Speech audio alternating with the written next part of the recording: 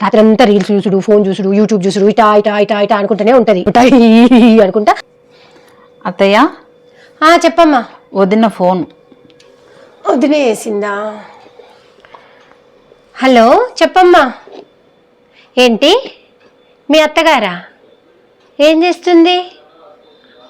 ఆహా అవునా వదినా? ఇప్పుడే బయటికి వెళ్తుంది నాకు నీ ఫోన్ ఇచ్చి. లేచింది, ఇప్పుడు లేచి స్నానానికి పోతుంది. రాత్రంతా రీల్స్ ఇట్లా ఇట్లా అనుకుంటా అనుకుంటా దయ్యంలాగా 12-1 దాకా ఉంటుంది. పొద్దున 10 అయినా కూడా లేవదు. 10 అయిందమ్మా, 10-10:30 అవుతుంది. కానీ ఇంతవరకు ఛాయ్ లేదు, పాలు లేదు, ఏం లేదు.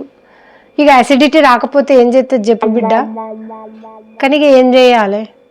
రాత్రి ఏమైనా పని చేసిందా అంటే, రాత్రి ఏదో డ్యూటీకి పోయిందా అంటే అట్లా లేదు. రాత్రంతా రీల్స్ చూసుడు, ఫోన్ చూసుడు, యూట్యూబ్ చూసుడు, ఇటా ఇటా ఇటా ఇటా అనుకుంటూనే ఉంటుంది. ఇప్పుడు లేస్తుంది. వీలు చూసుకొని ఒక రోజు రా బిడ్డ, వచ్చి ఒక 4 రోజులన్నీ ఉండు. లేకపోతే మొత్తం ఇక మంచాన్ని పడేటట్టున్నా. అసలు చేతన కూడా అయితే లేదు. నువ్వన్నేమన్నా వండి పెట్టు.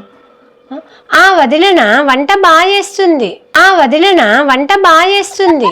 అబ్బో రుచికరంగా వండుతుంది. అన్ని ఉప్పు కారం అన్నీ కరెక్ట్ వేస్తుంది. ఏదో తను పెడుతుంది కాబట్టి ఇక మంచిగానే ఉంటుంది. ఇప్పుడు టైం టు టైం పెడుతుంది బిడ్డ. ట్యాబ్లెట్లు వేసుకోవాలి కదా, అందుకే టైం టు టైం పెడుతుంది. ఈవిడ మాటలు నాకు వినిపించలేదు అనుకుంటుంది. చెప్తా ఈమె సంగతి. హలో చెప్పవే. మీ అత్తగారా? ఏంటట 9కి లేస్తే? అవునా? అలా అంటుందా? అలాంటి అత్తగారే కానీ నాకు కానీ ఉండాలి అంతే. ఇంకా అసలు 9ంటికి లేస్తే ప్రాబ్లం ఏంటి? ఆమె ఉదయాన్నే లేచినప్పుడు కాస్త టీ పెట్టుకొని తాగి నీకు కాస్త చేసి పెట్టచ్చు కదా.